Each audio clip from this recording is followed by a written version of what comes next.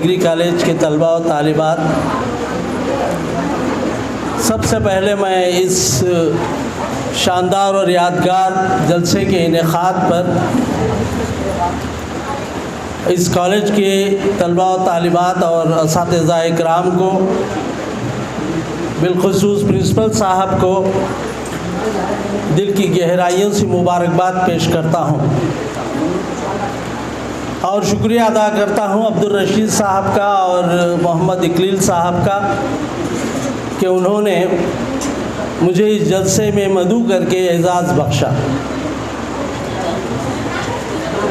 मेहमान खुसूसी कहकर मुझे मदऊ किया गया खिताब के लिए, लेकिन मैं उनसे ही पूछना चाहूँगा कि मैं मेहमान कहाँ हूँ?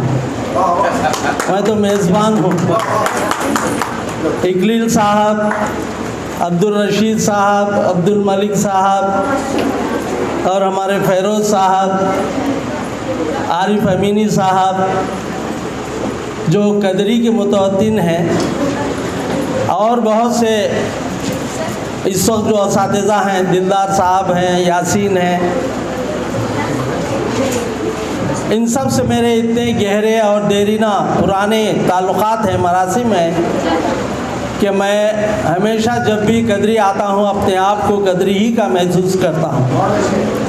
और चूँकि चंद्रबदन व महियार की ज़मीन है, चंद्रबदन व महियार को ना सिर्फ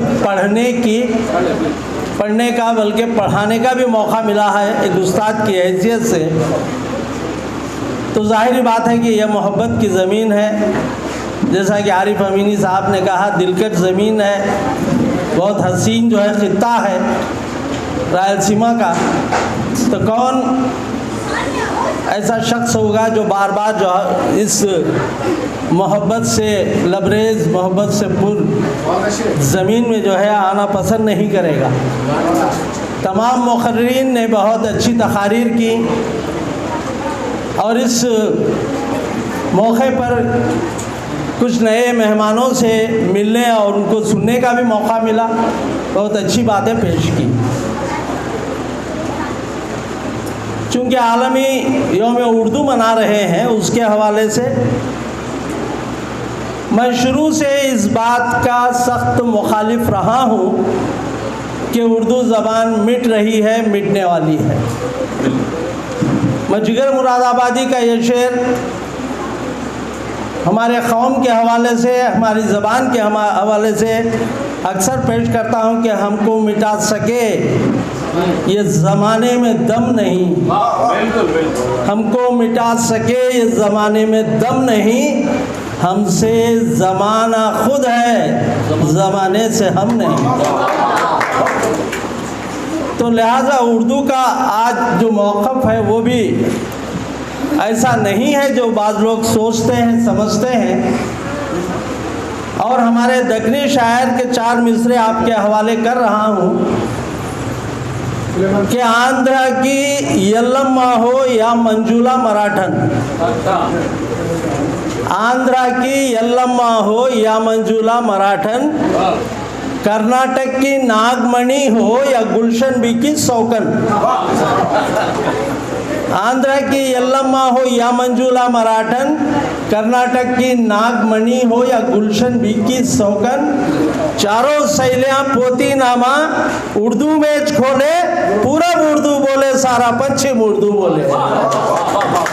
ये जो है उर्दू का मौक़िफ़ है आज भी, और इसका सबूत यह है कि हर साल से ज़्यादा इस साल 9 नवंबर को आलमी यौम उर्दू मनाया जा रहा है। स्कूलों में मनाया जा रहा है, कॉलेजों में मनाया जा रहा है, हिंदुस्तान में बल्कि पूरी दुनिया के मुख्तलिफ़ इलाक़ों में, ख़ित्तों में जो है आज जो है यौम उर्दू मनाया जा रहा है। आप भी मना रहे हैं, मुबारकबाद के मुस्तहिक़ हैं। मैं यहाँ के असातिज़ा को इसलिए भी मुबारकबाद देना चाहूँगा कि उन्होंने बहुत से मौक़े तलबा और तालिबात को दिए, नात पेश करने का मौका दिया, खिरत और फिर जो है मकाले अपने ख़यालात के इजहार का मौका दिया।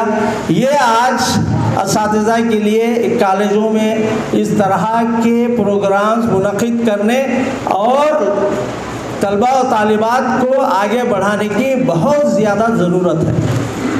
हम जब हमारे पीछे मुड़कर देखते हैं कि हमारे बाद तो कौन सी नस्ल होगी जो इस ज़बान को लेकर आगे बढ़ेगी, कौन से अदीब हमारे सामने आएंगे, कौन से शायर हमारे सामने आएंगे हमारी ज़िंदगी में, हयात में या हमारे बाद, तो थोड़ी सी मायूसी ज़रूर होती है। हम उर्दू पढ़ लेते हैं, हम उर्दू बोल लेते हैं, हमारे अंदर जो सबसे बड़ी कमी है लिखने की है। हम लिखने की कोशिश बहुत कम कर रहे हैं। तलबा और तालिबात की कसीर तादाद स्कूलों से, कॉलेजों से, यूनिवर्सिटी से भी खातिर खा तादाद जो है फारिग होकर तालीम हासिल करके निकल रही है और रोज़गार की फ़िक्र में सब लोग जो है मुलाजिम हो रहे हैं या मुस्तकिल या आर्जी तौर पर कहीं ना कहीं जो है काम कर रहे हैं। लेकिन इन 50 तलबा और तालिबात में 5 हमको ऐसे नज़र नहीं आते जो लिख रहे हैं, जो शायर हैं, शायरा हैं, अफसाना निगार हैं, मजमून निगार हैं, मौक़िक़ हैं, तनक़ीद निगार हैं, नक़ाद हैं। इस तरफ हम देखते हैं तो मायूसी होती है। तो ये जो आपके लिखने की प्रैक्टिस है, मकाले लिखकर आपने जो पेश किए, इस सिलसिले को जारी रखिए। आप आज़ादाना तौर पर अपने ख़यालात का इजहार कीजिए, किसी भी मौजू को लीजिए। आप जो है अपने असातिज़ा के बारे में लिखिए, आप अपने कॉलेज के बारे में लिखिए, आप अपने शहर के बारे में लिखिए, चाहे नज़्म की शक्ल में हो या फिर जो है नस्र की शक्ल में हो। यह ज़रूरी है, लिखने की कोशिश कीजिए, आपके असातिज़ा से इस्लाह लीजिए। अदब की शक्ल में, बोलचाल के अलावा अदब की शक्ल में भी ज़बान को ज़िंदा रखना, उसको मजबूत करना, मुस्तहकम करना हर उर्दूदान का फ़र्ज़ बनता है। लाजमी है हमारे लिए कि हम मादरी ज़बान हमारी है। हमारी माँ के साथ हमारा जैसा सलूक होना चाहिए, उससे जितनी मोहब्बत होनी चाहिए। जब मादरी ज़बान कहते हैं तो माँ से इसका रिश्ता जुड़ जाता है। ज़बान से भी हमको वही मोहब्बत, वही लगाव और वही उसका एहतराम हम करना चाहिए, उससे होनी चाहिए। और यह कैसे? बोलने के साथ साथ लिखने पढ़ने में और तालीम के सिलसिले को आगे बढ़ाने में। मैं जब यहाँ आया, 2 लड़कियाँ कमरे में आई, सलाम कलाम हुआ तो मैंने पूछा किस जमात में है, उन्होंने बताया। फिर मैंने पूछा कि इसके बाद क्या? बड़ी खुशी हुई सुनकर 2 तालिबात से कि उसके बाद वो डिग्री करना चाहती हैं। फिर मैंने पूछा कि उसके बाद क्या? उन्होंने कहा कि मुलाजिमत करना चाहती हैं। बहुत अच्छे, माशाअल्लाह। उनकी दिलचस्पी मैंने पूछी तो आला तालीम हासिल करने का, जैसा मैडम साहिबा ने भी फरमाया, आला तालीम के सिलसिले को जारी किया। मैं अब इस बात को नहीं मानता कि सिर्फ लड़कों को तालीम देनी चाहिए, लड़कों को ही तालीम दी जा रही है। अब लड़के और लड़की की तालीम में हमारे मुसलमान घरानों में भी बहुत जो है तब्दीली आई है कि वो लड़का और लड़की की तालीम देने में कुछ ज़्यादा फ़र्क नहीं कर रहे हैं। और जिसके हवाले से आज हम जो है यहाँ ये यौम उर्दू मना रहे हैं, इतनी बड़ी शख्सियत जिन्होंने हमको, यानी इंसान को इतना बड़ा दर्जा इक़बाल ने जो दिया है, इससे पहले ना तो किसी शायर ने दिया है, ना ही उनके बाद किसी शायर ने दिया है। न तू ज़मीं के लिए है ना आसमां के लिए, इक़बाल का शेर है। जहाँ है तेरे लिए, तू नहीं जहाँ के लिए। इस मेज़ को बनाकर, फ्रिज को बनाकर, टीवी को बनाकर अल्लाह ताला ने हमको पैदा नहीं किया, हमको पैदा करके ये सारी चीज़ें हमारे लिए बनाई। अन्नल्लाह सखर लकुम माफ़ी समावाती व माफ़ी उल अर्ज़।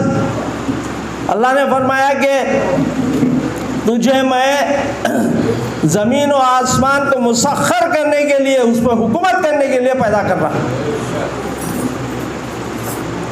इस बात का एहसास शायरी को, हमारा बड़ा आलमिया ट्रेजेडी उफ़ो ये है कि हम शायरी को सिर्फ टाइम पास समझते हैं, तफरीह का सामान समझते हैं। इसमें ज़िंदगी को जो पेश किया गया है, इसमें सारी कायनात को जो पेश किया गया है, इसमें हमारे कौम के जज्बे को, मकाम और मर्तबे को जो पेश किया गया है। खुद इकबाल ने कहा, हाँ दिखा दे ऐ तसव्वुर, फिर वो सुबह शाम तू। माजी का जिक्र किया हमारे किसी दोस्त ने, कैसा शानदार माजी था। हाँ दिखा दे ऐ तसव्वुर, फिर वो सुबह शाम तू, दौड़ पीछे की तरफ है गर्दिशे अय्याम तू। जाके देखिए पीछे हमारा माजी कैसा है। और मैं उस हवाले से उस शेर की बात कर रहा था, लेकिन हमने कभी शायरी को शायरी समझ, इकबाल के बारे में भी यही ट्रेजेडी है कि यौम इकबाल तो हर साल मना लेते हैं, लेकिन इकबाल के पैगाम से हमको कोई काम नहीं। कि इकबाल ने क्या पैगाम दिया शायरी के ज़रिए।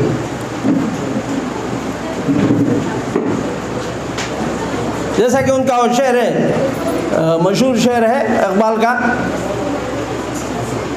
मेरी नवाए शायरी को, मेरी नवाए को शायरी न समझ कि मैं हूँ महरम राज़े दरूने मैं खाना। इसे वक्त गुजारी, टाइम पास की चीज़ मत समझिए। मैं कई राज जो है शायरी में बता रहा हूँ, पेश कर रहा हूँ। और इसीलिए इकबाल ने और गालिब ने, हमारे दो बड़े अजीम शायरों ने, जितनी शूखियाँ अल्लाह ताला से की हैं किसी शायर ने नहीं की। बज़ाहिर हमको मालूम हुआ, ऐसा लगता है कि तंज कर रहे हैं। जैसा कि इंसान के बारे में उन्होंने कहा कि यही आदम है सुल्तान बहरो बरका, कहूँ क्या माजरा इस बेबसर का। यही आदम है सुल्तान बहरो बरका, कहूँ क्या माजरा इस बेबसर का। न खुद भी, न खुदा भी, न जहाँ भी, यही शहकार है तेरे हुनर का। अल्लाह ताला ने शाहकार बनाकर सारी कायनात में अशरफुल मखलूक़ात का दर्जा देकर खलीफा नायब बनाकर भेजा, लेकिन इंसान ने कभी इस बात पर गौर किया है कि मेरी पैदाइश क्यों हुई है। मेरा वजूद न खुद भी, न खुदा भी, न जहाँ भी। वो ये नहीं जानता कि उसकी पैदाइश का मकसद क्या है, ये जहाँ किस लिए पैदा किया गया है, अल्लाह ताला की ज़ात क्या है, कितनी बड़ी है, उसका मंशा क्या है। और अल्लाह ताला तू जो है इसको, इस आदम को इस बहरो बर का सुल्तान कहता है। तो यहाँ इंसानों से कह रहे हैं, हमारी कौम से कह रहे हैं, मुखातिब हैं कि सोचिए, गौर कीजिए कि इंसान का क्या मकाम है, मर्तबा है।